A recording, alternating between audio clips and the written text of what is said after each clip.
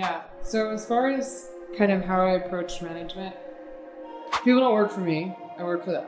And you have to just keep that in mind. Like it is your responsibility to make sure your team has what they need and to get out of their way so they can succeed. Hi, this is Benoy, your host of the Solar Maverick Podcast. Our guest today is Noelle Paige. She's Vice President of Project Development at Aspen Power. Noelle leads the strategy and execution of distributed generation and community solar projects across the U.S. She brings approximately a decade of renewable energy experience, deep expertise in project development, permitting, environmental requirements, interconnection, and building scalable development processes.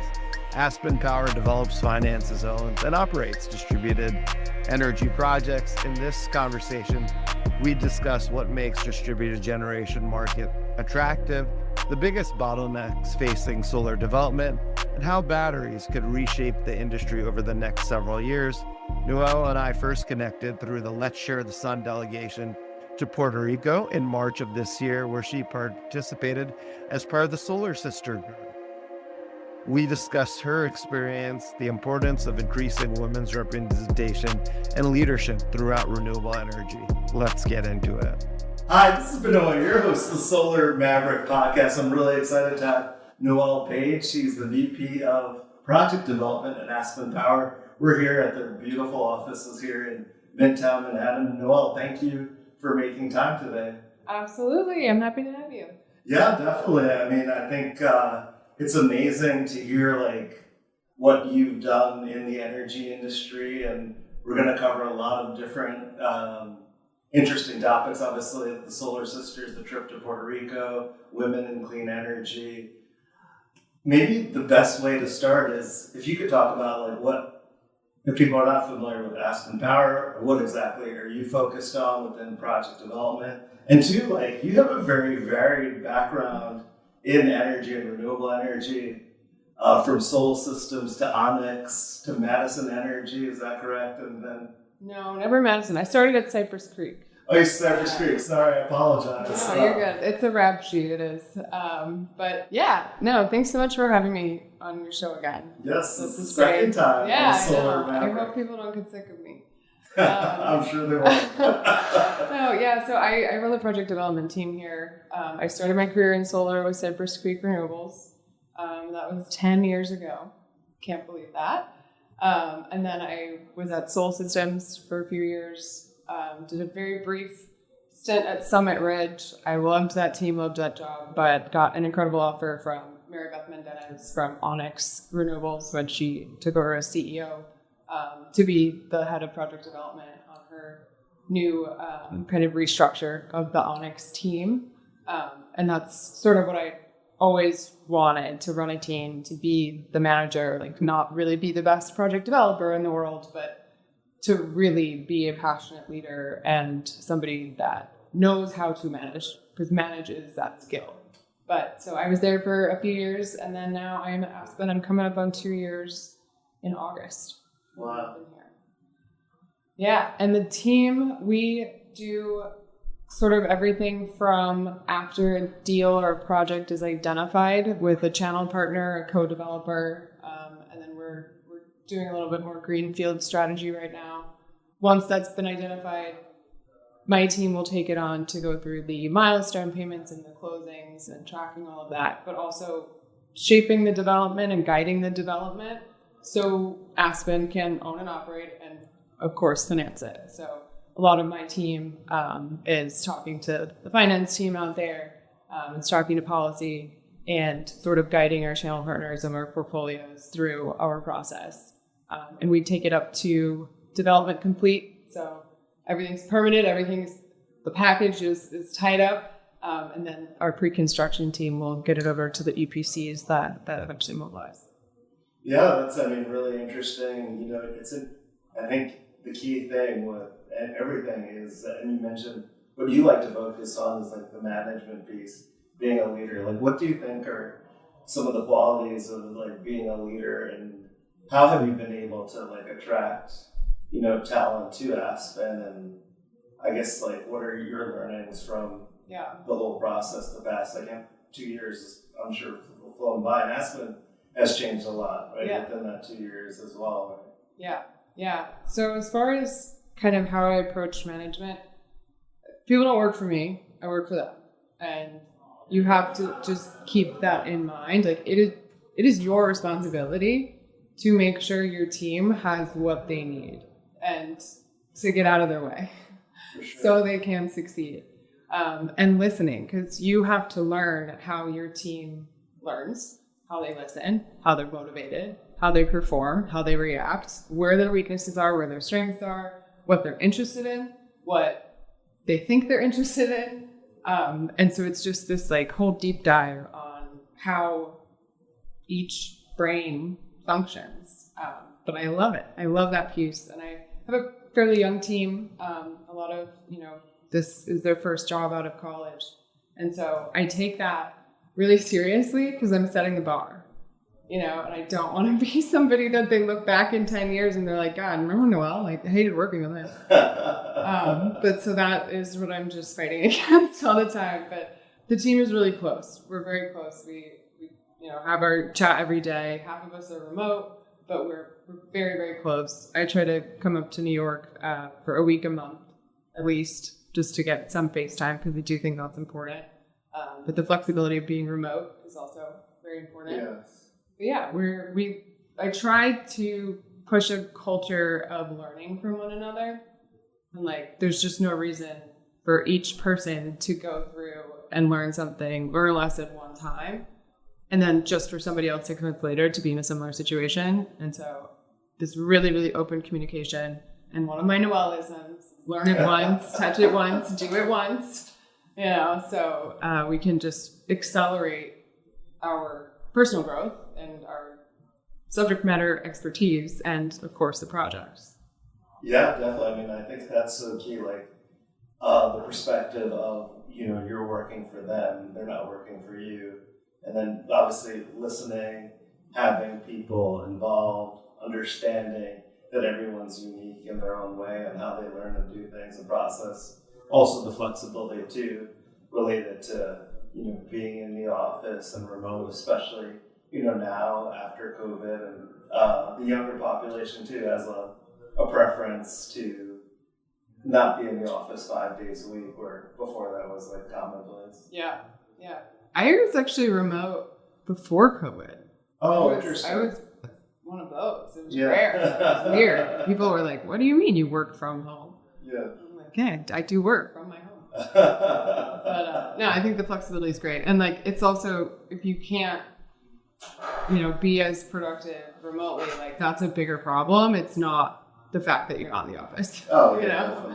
For sure. I think you need obviously like people who are driven and they're, obviously goal oriented and, trying to get work. Get shit done. Yes, exactly. Just trying to get shit done and stay out of people's way so they can get shit done. Yeah, for sure. So how many Noelles do you think you'll say in the podcast? Oh my God, we should have. How many I think I'll say, how many my team thinks I'll say. Yeah. We should have done that. I don't know. I'll try to get we should have done like a betting thing, you know what I mean? Like over under. That's gonna stick. Oh no. Yeah, and then like just going into more of what you were talking about is like what types of projects is Aspen focused on, and like also too like what states do you have a preference to develop? What sort of sizes? Yeah, we're a community solar developer kind of through and through. Aspen previously had a multifamily kind of division, but with the policy and regulatory changes in California, that's just like it's not really an attractive market anymore. So we sort of wound that down. And there was also the old Aspen acquired Safari Energy 3-4 years ago, and they had these build and sell model projects, and so we kind of transitioned far away from that into owning and operating community solar assets. And so we're in the major states: New York, Illinois, and Maryland. Most of our projects being in New York and Illinois at this time. Our greenfield efforts are in those states as well. And we're kind of working on a strategy of like, how do you decide what's next, and like what are the levers and how much time, to spend, because it's not always best to be first. Definitely. A lot of developers and a lot of owners have been burned from being first into a market. Obviously, it's less saturated, but then there usually is a huge policy risk. Yeah, for sure. And then can you talk about too, like why community solar, maybe even if the Mavericks are our audience, that's who we call them, like if they're not familiar with your Maverick now 10 years. Yeah. It's amazing if you think about it. That's like a follow-up question I was going to ask you after this one, but if our audience is not familiar with like community solar, also like why potentially Aspen's focused on, those types of projects within the value chain, maybe too, like why New York and Illinois are good markets for community solar. Yeah. I think that would be, I know it's like 3 questions in one. But. No, I got it. So we are usually that 5-ish megawatt range, except in Maryland right now, our projects are a little smaller because there's a big permitting process that takes a very long time if you have a certain threshold. And so strategically, a lot of our co-developers and our channel partners will site projects a little bit below that threshold or right at that threshold, just so you could churn faster. And so going into your question about community solar, why community solar? Faster. You can build it, it's 5 megawatts. It's not building a switchyard and a substation and utility scale, that's like an 8-year commitment, and it's for those of us that dart around all the time. Community solar is great for us because we're just trying to get a bunch of things done at once. But New York and Illinois, they have stable community solar programming. That's what makes the optic market attractive. We have mostly adjustable block program projects in Illinois. There are some non-AVP programs, but the stability and the predictability of those blocks and the programming and the process, how they're awarded, when they're awarded, why they're awarded. It's just rinse and repeat on that side. Because you can build a great project and have all your permits, but if you don't know where you're selling your energy, it's kind of a big problem. Yeah, definitely. I mean, that's really important, obviously, too. Like, I'm assuming most of the offtakes residential. Yeah. Mostly, I think sometimes we'll do an anchor offtaker, so they have like a larger percentage of the size of the system. But yeah, we work with customer acquisition contractors to sort of manage the customers that sign up for our projects. And I think that's a really cool part of community solar. I did a bit of commercial and industrial while I was at Onyx. And that's the B2B, right? Like straight to the customer, and it's behind their meter or a virtual power purchase agreement. But community solar, it's people wanting to supplement their energy indirectly with clean energy. And so it's sort of this intention that is kind of neat about it. And, getting subscribers, you send out the mailers and you hope that they don't get thrown away. But I think there's a lot of people that like that, making that intentional sign up for clean energy. Yeah, definitely. That's really helpful. Like, I really appreciate you explaining because, you explained it simpler than a lot of other people explain it. Obviously distribution level, 5 megawatts, AC. It sounds like most of them are like ground mounted systems, and then the offtakes primarily residential. Some of them you're using anchor tenants, you're working with the customer offtake. One of the questions that I had is like, you mentioned like Aspen is buying projects from other developers and then you're self-developing. Like, when do you get involved in purchasing, projects from developers? Yeah, our model has changed slightly with the market, just with the industry where it is, and I'm sure we'll touch on the politics and the sundowning of our beloved ITC. But we used to take vital projects pretty early, and that was sort of what made us very competitive when, the projects were booming and a lot of there were a lot of players in the industry. Obviously, we're at a point of contraction, and it's getting a little bit more lean. You know, companies acquiring other companies, merging together. But we will enter into LOIs and kind of do this exclusivity to see if we can get, both parties can get commercially agreed upon contracts. And we do a development services agreement a lot of times, not always, but a lot of times. And so their team, the seller, will have certain milestones in development that my team sort of oversees and guides them through, as I mentioned earlier. And then we'll close, and then they have milestone payments after that. Anybody have any projects to sell? Yeah, so what's the best way? Just obviously we'll have it on the notes of the podcast, but what's the best way if because we have obviously a lot of developers listening. Like, what's the best way for them to like reach out to you? Yeah, well, okay, well, I was gonna say LinkedIn, but apparently I have not been responding very quickly since the last podcast and last event I did. I'm sorry. You're too popular. Well, I took PTO. Yeah. I took 3 days because I was at a fashion show.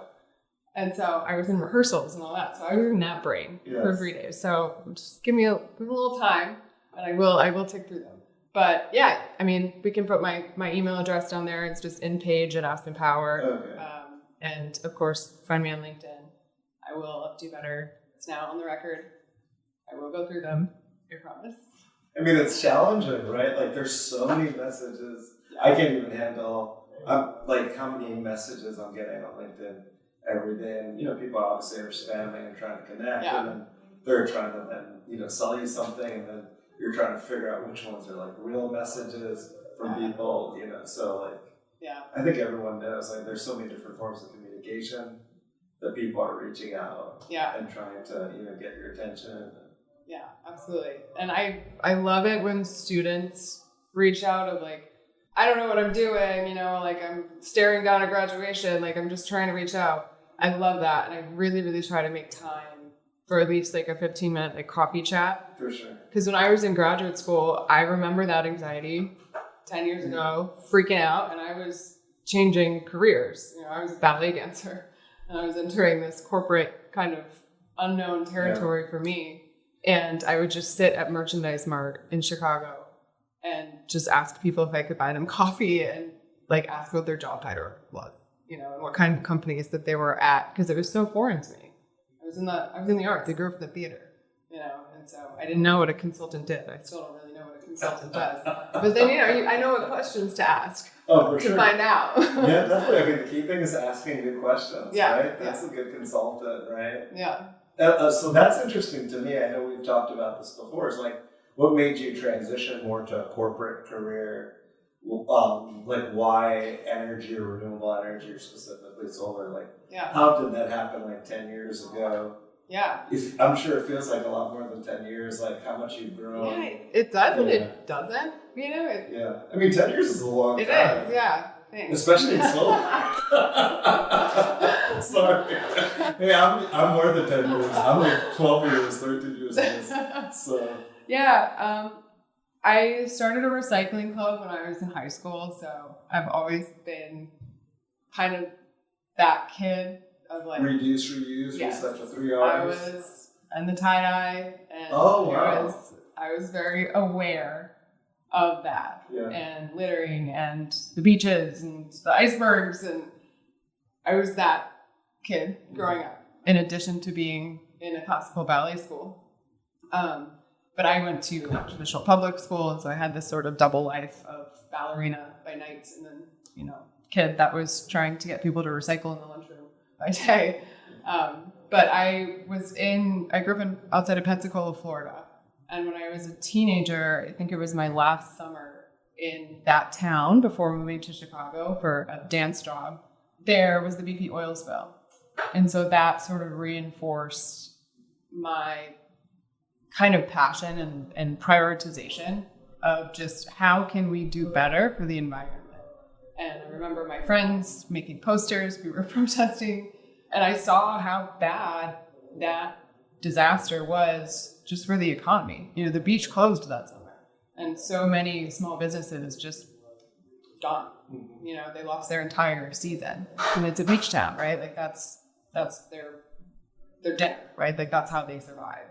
And those businesses, unfortunately, were so impacted by the BP oil spill and it just destroying the beaches for so long.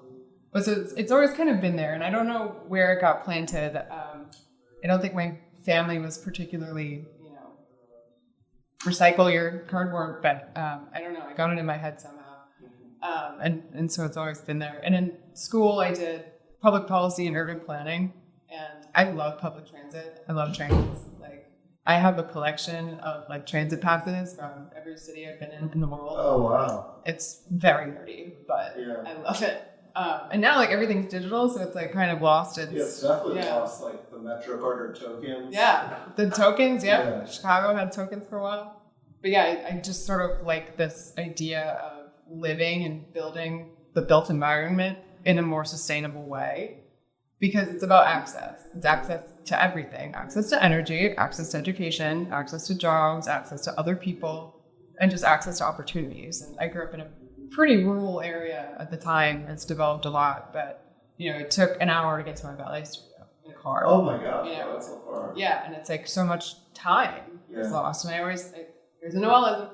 You can make more money and you can buy more stuff, but like you can't get your time back. Yeah. What you invested your time in it's spent. Oh, for sure. And so that just sort of always was my desire. I wanted to be in the city and that kind of thing. But I did my master's in public administration. So always thought I would go into government or government adjacent. I interviewed for my dream job at Amtrak and I didn't get it. And I love the Amtrak. I love the Amtrak Acela. I'm a big fan of the Amtrak Acela, especially in New York. Yeah. To go to Boston and to go to DC. Yeah, DC. Yeah, living in DC for a while and working up here, I had so many upgrade points on my Acela that I would get the little first class car and they bring you your dinner. Oh, and I was like, I feel like a movie star, from the 40s or something, on my train. But no, I was so into it. But I really wanted to get into public transit or something like that. And it didn't work out, but I saw a job posted on LinkedIn from Cypress Creek. And it was in development, but it was mostly zoning and community outreach. And so I obviously had the urban planning background. I can navigate any ordinance, from doing that in school for so long. And then as a dancer, I did so much community outreach and lecture demonstrations of fine arts in my hometown and in communities that weren't really exposed to the arts.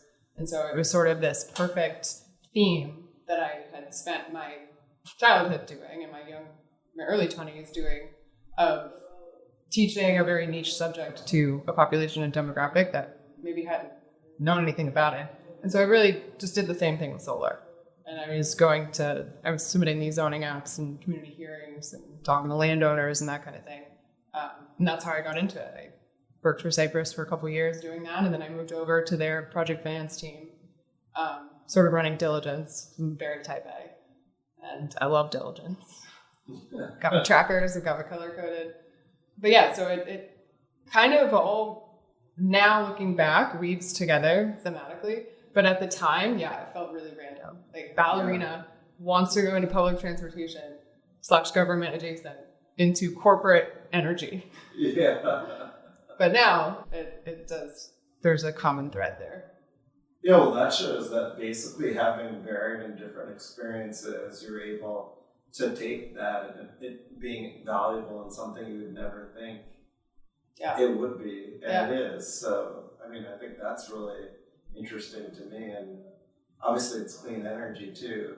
So, and then that's interesting as well, going from basically, obviously working with townships and getting, projects kind of through the process of permitting and working with the community, then to moving to project finance. It's interesting to me, you've worked with some of the biggest name companies in the solar industry. I apologize, I confused Summit Ridge with Madison because I was at the Madison event yesterday, so I'm like, It's okay, I like them. We're cool. We don't have beef that I know of. Yeah. But can you talk about too, also your progression within, you started you're doing something very different than when you started. Well, I'm sure the skills at Cypress Creek you're still using today, but it feels like you just diversified into different parts. And I like to think of and describe solar like as my product, right? Like the energy that comes from solar, that's my product. I'm branding it, I'm permitting it. I need to see where it goes. I need to see how it's impacting people. And it's, maybe a sophomore textbook like business school thing, but it's all about the product, right? And now my team, we're the ones that go to the zoning hearings and we do the community outreach and we work with our co-devs or do it in-house ourselves on some other projects. But I think the biggest change was going over to the finance side, but I was using everything I knew about development to facilitate financings, and then being in the room with all the project finance people, just absorbing it and learning so much more about that, tax equity structures, and term conversion and development loans and construction loans and warehouse loans. And I sort of just started speaking that language too. And at Summit Ridge, I was like purely deals all day, closing every day. I had like 5 tax equity funds, 2 sponsor equity. Like it was just a closing all the time, and I loved it. And then I went back to development, and I was like, all right, I got on the docket next month. Like the wins became very different. My boss here, the COO at Aspen, Scott Delaney, always says, when you're early in your career, never say no. That's a great point. Right. And it's like, just jump in. And I think that combined with don't wait to be asked, never waited to be asked to do anything. If I need to stop, somebody will tell me to stop. If I'm stepping on toes, which I just don't believe in, you're never going to take any steps if you're worried about that. The more you can learn, the better. The more you know about your product, the better. Oh, for sure. And the more you represent your product, the better. And the better you represent. Yeah, definitely. That's really helpful. And then I know we were talking about Aspen, obviously buying projects from developers. It sounds like Aspen's willing to buy projects before notice to proceed or ready to build. Like potentially, as you mentioned, like a co-development arrangement, a development services agreement, and DSAS, you said before. Now, obviously, your Aspen's working on self-development.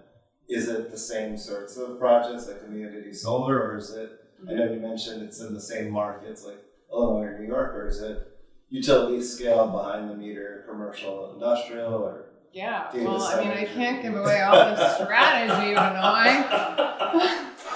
People joke the podcast is a great way for you to ask questions, to learn. Off research over here. With the sundowning of the ITC, we knew it was going to happen, just maybe not all at once. Yeah. Everybody is thinking about ways to diversify, always, and right now, I have LOIs for community solar in those 3 states in my inbox. But I think everybody is going to diversify. At the very least, we need to start adding storage, retrofitting. Oh, for sure. And repowering, you mean, by retrofitting? Yeah, okay. Exactly. Yeah. And really maximizing what we already have. I think there's a lot of opportunity, and a lot of companies, IPPs, are just sort of trying to don't want to fight everything off at once, but what avenue makes sense to chip away at and kind of take the next step to diversify, which I love, because I've been saying since I've been in solar, when people like to politicize energy procurement sources, I will never tell you we should be 100% solar 100% of the time. Diversify. Oh, for sure. Diversify your procurement sources. Yeah. You do it in everything else. Why wouldn't you do it in energy? Oh, yeah. But I don't know. The politicization of electrons really gets me sometimes. Yeah, I think all of us, especially obviously with the big beautiful bill and the huge reduction in the ITC in a very short period of time. Are you really right now focused on 2025 projects with the 30% ITC and then the safe harboring? Yeah. Is that really the focus, and it hasn't really been on projects related to 2026 where FIAC or foreign entity of concern applies? I mean, it depends on the project, right? Like we're dealing with what our pipeline has in front of us, and we're strategizing and maximizing whatever we can. Yes, everybody went through a very dramatic, I guess, maybe early winter of redesigns, you know? Yes. Our engineering team, I'm sure, just is like dizzy, you know, from the same project with different equipment, and spinning those out. But yeah, it's kind of a little bit of everything. Sure.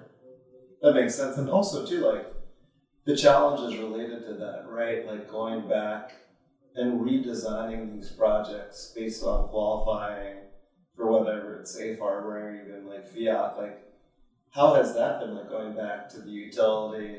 Yeah. And like explaining. It's been great.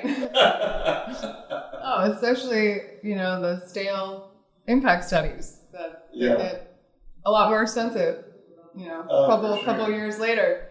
But everything's more expensive. Yeah, a lot. A lot more expensive. Refresh your Caesars. Yeah, refresh your Caesar studies, guys.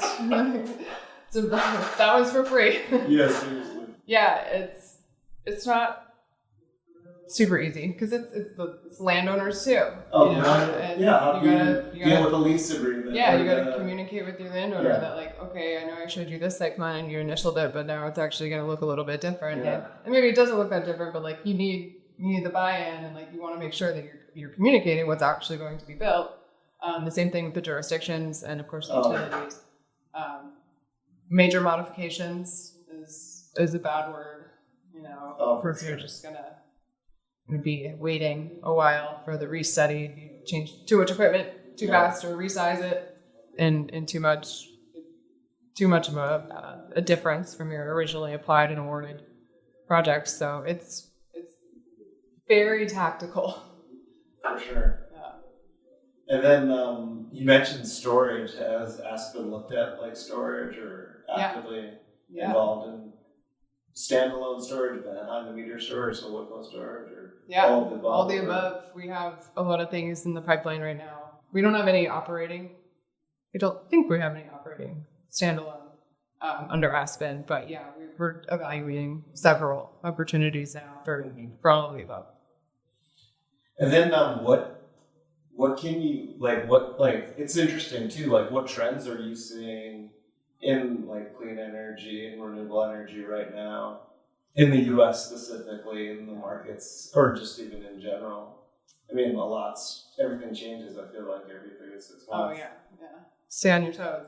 Well, everybody is a battery expert now. Yes. All of a sudden, everybody's resume has all this battery experience, which I see you guys, but come on.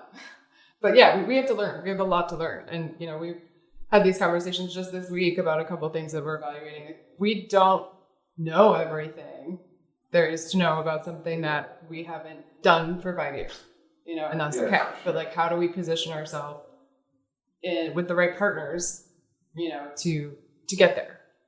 And there's risk in that and there's strategy in that. And we just got to figure it out.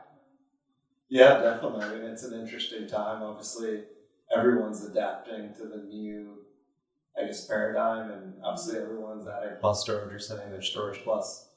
And then also, too, I feel like from a financing perspective, too, you see less people in the market, I feel like, than there were before. Mm-hmm. So potentially maybe evaluations of the projects. Yeah.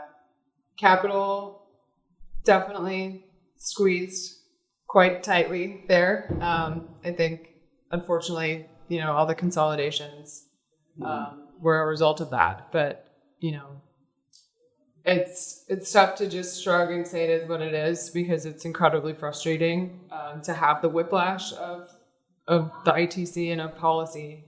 And 4 years just doesn't feel very long, you know, when you're adjusting. The swings are so big. And it's like we were just getting going with the Build Back Better turned into the IRA, you know, just for stuff to change so drastically, very quickly. But that's a great point. Like, so the Inflation Reduction Act gets passed, everyone in the industry is excited. Yeah. It took like a year and a half or 2 years. Yeah. Well, like so much of the language is just copy and pasted from the Build Back Better original, early drafts. And I used to teach or would guest lecture at DePaul University where I went to grad school. And I did this whole presentation on the Build Back Better drafts that were circulating in DC. And I had the ITC's sections. And I updated that presentation 2 years later about the IRA and just changed the name, because it was exactly the same in some of the parts of the Build Back Better into the IRA. And it's we really just rebranded this. Yeah. But, it's great. Everything's marketing. Think about inflation. Everything is marketing. It actually adds to the seriousness, yeah. Yes. And it's a solution. It's a solution, right? Yeah. It's Build Back Better tried to be a solution-oriented phrase, but no, we're reducing inflation. Yeah. And it's very direct and everything's marketing. Think about then you go to the Big Beautiful Bill, which was signed by President Trump July 4th. That's marketing. Yeah. Big Beautiful Bill. And then people are telling me, hey, there was some sort of report that actually they said to read it because it's going to be whatever the policy was going to be. So basically, anti-wind, anti-solar, which, the Big Beautiful Bill, obviously, hurricane incentives related to the ITC. It kept transferability. It obviously extended the standalone ITC for storage, which is a huge thing why people are getting into storage. And then obviously even through both administrations, there's been a lot of tariffs on solar and solar equipment and steel. And even going back to COVID, that was an incredibly unforeseen shock to the market. And we're still feeling that. That doesn't just go away because people stopped wearing masks or whatever.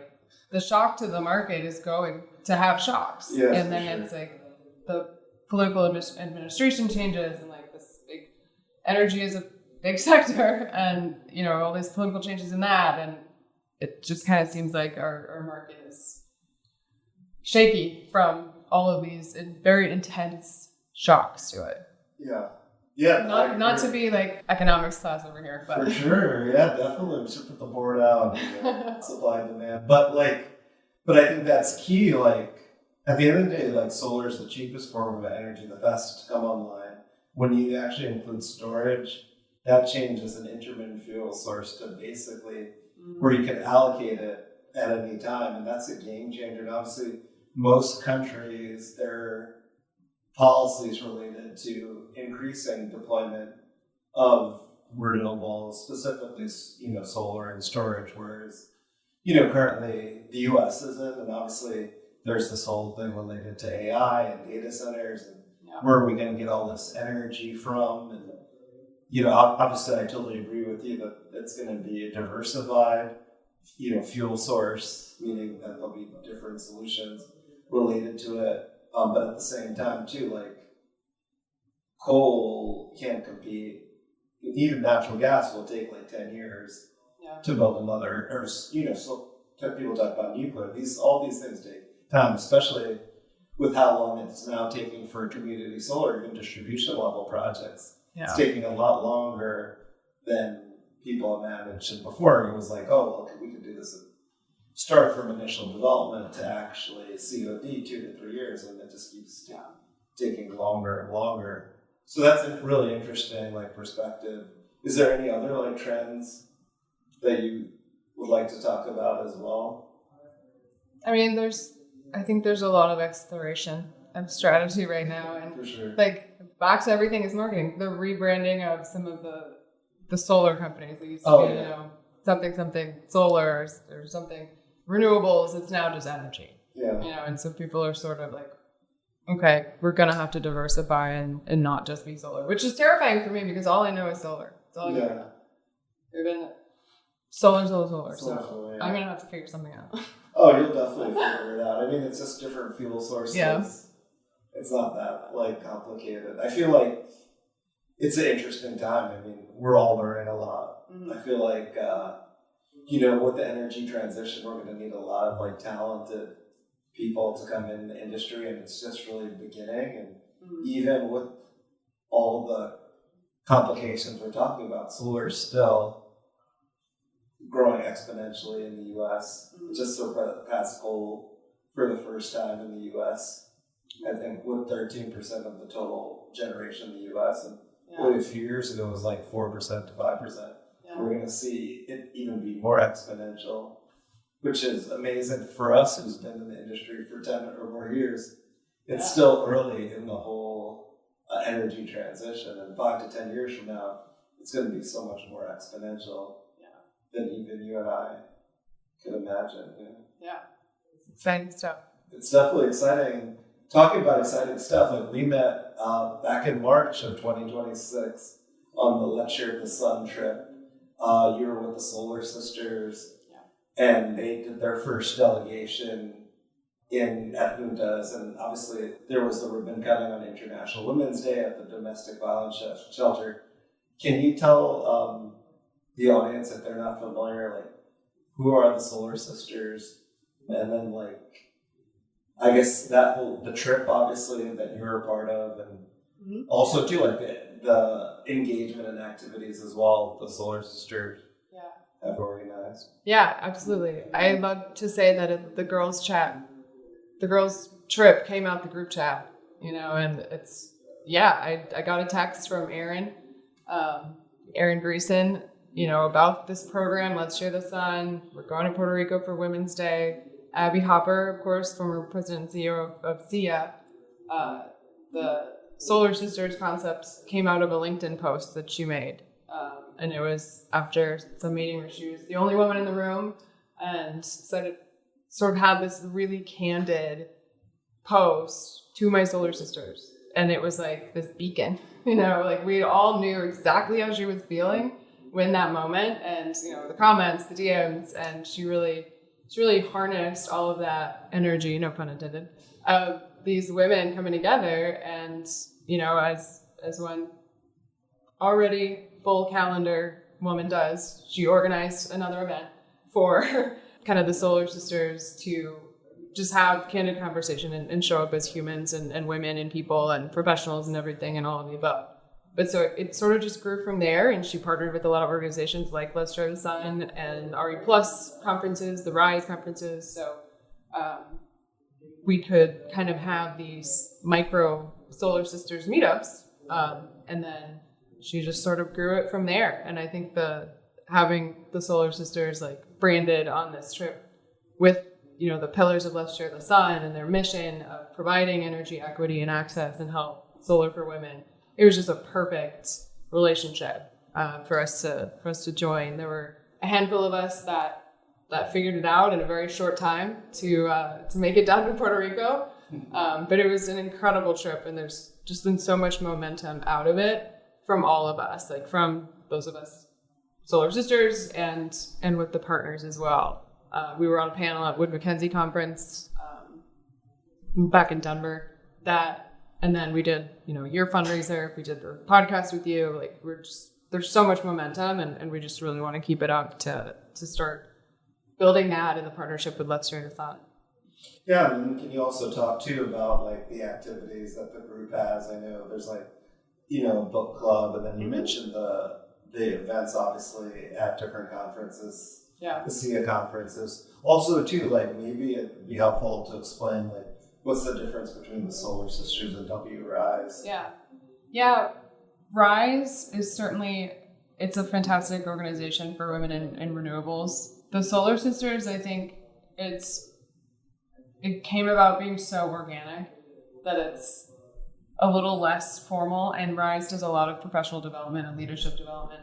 Abby hosts a book club, and we do that now once a month, and then she hosts webinars. She just did one, I believe that was just yesterday, on her pillars of like solar for service, solar for growth, solar for connection, and just sort of like brainstorming what that means to us in the group and the Solar Sisters. And she's very adamant that, you know, there's no application, there's no membership fee. You want to be a Solar Sister, congratulations, you're a Solar Sister.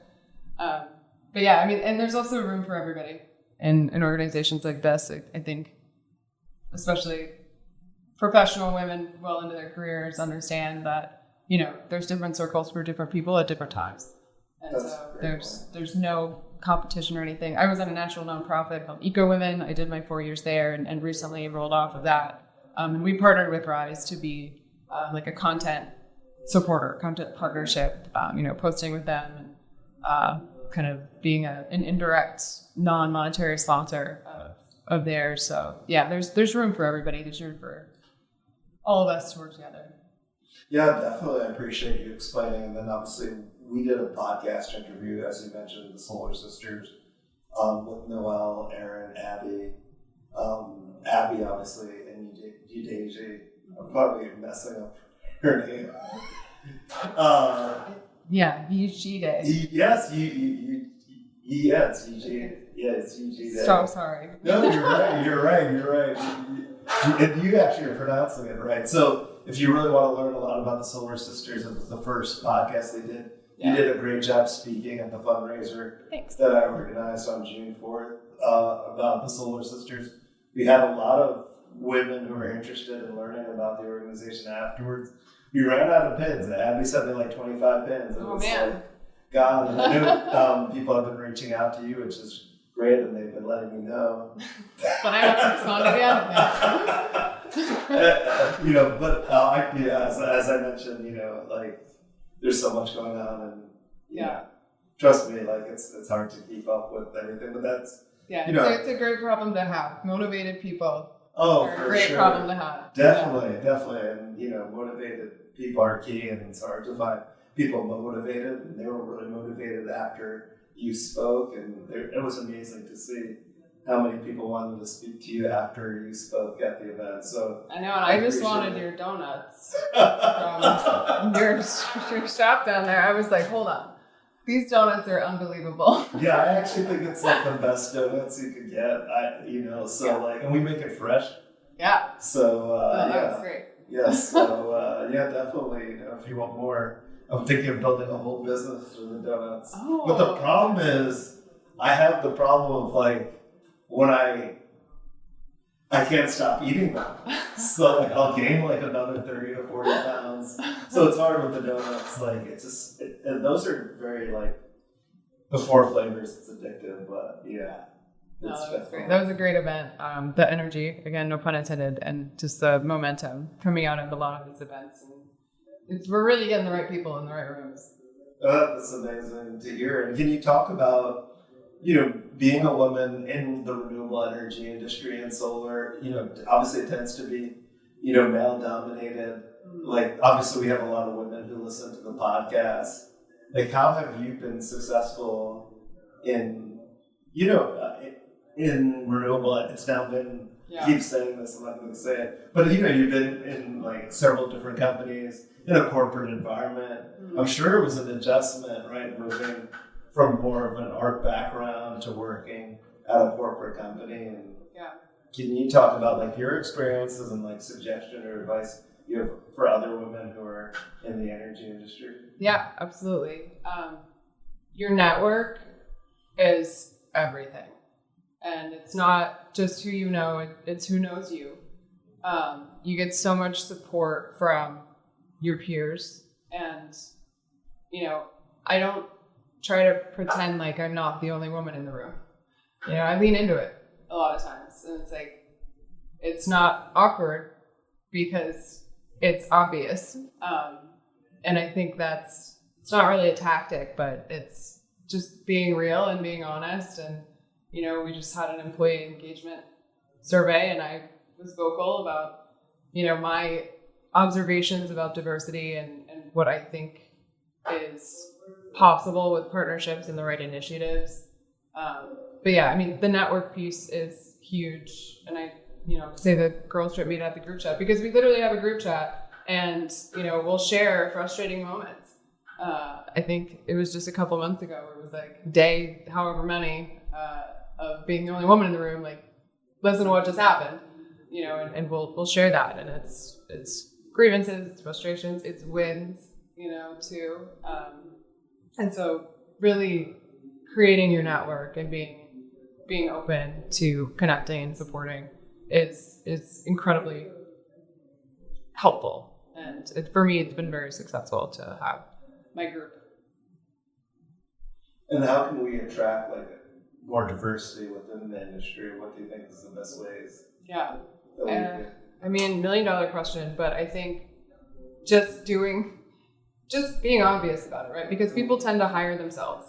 That is well-studied fact. So you have to think about it, and it just kills me when I hear, well, it's just the best person for the job. And it's like, you only interviewed. Yeah. You interviewed yourself 5 times, and you picked the one that you liked the most. It's an exercise. You can't just like go on vibes. Like management is a skill, and you refine that skill, you learn it. And I think hiring is too. That's part of management and leadership. But yeah, it's got to be called out. We got to call it out and just say what it is, and get a more diverse pool in these applications and in these interview rooms, so they can be the best person for the job, and they can have the opportunity to be the best person for the job.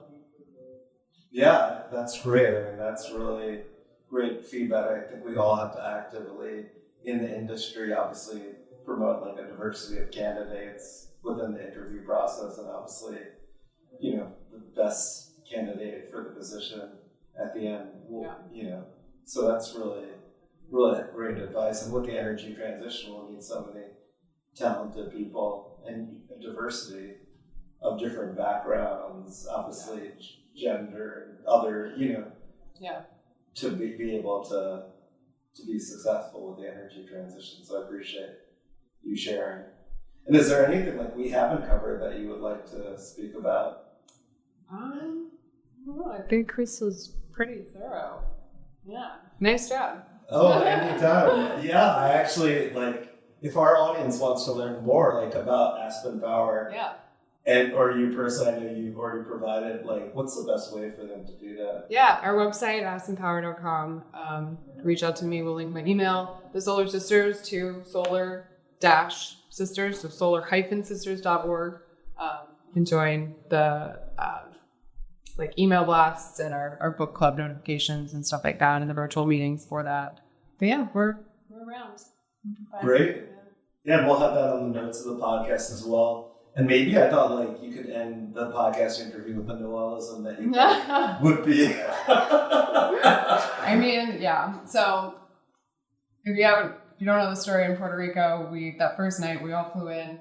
I flew in straight from New York and flew out not even 36 hours later. Everybody's like, okay, why did we come here? Why did we carve this out? What are we motivated to do? And I was like, I just try to get shit done. I just want to get shit done. I want to do something. And not run in place. And I was like, and that kind of grew to, I want to get shit done or get out of my way, and that's sort of what I think of in management, as I spoke about. But yeah, go get some shit done or get out of the way. That's a great way to end the podcast. You actually talk about this as well on the Solar Sisters interview of the Solar Maverick Podcast. And at the end of the day, it's about getting things done. That's all. Yeah. It's all about action, right? But a lot of people talk, but there are very few people who are actually putting in the work to make things happen. And I appreciate you doing that. And, it's amazing to hear. I appreciate you sharing your, it's not story, but your experiences and what got you to where you are. I think it's very helpful to our audience. We call Mavericks, you're the Maverick. And, I think this is a really great interview just about what's happening at Aspen, but also your experiences and your insight and from your, obviously work experience. And it's interesting too, because you come from a very different background that then you basically, it helped with what you're doing with the solar industry. And you're continuing, it's obviously to grow, right, and diversify your experiences. Yeah. Great. Well, thank you, Noelle. I appreciate your time. Thank you for having us. Yeah. Or me at your office today. Yeah. Thanks for having me. Appreciate it. Thank you.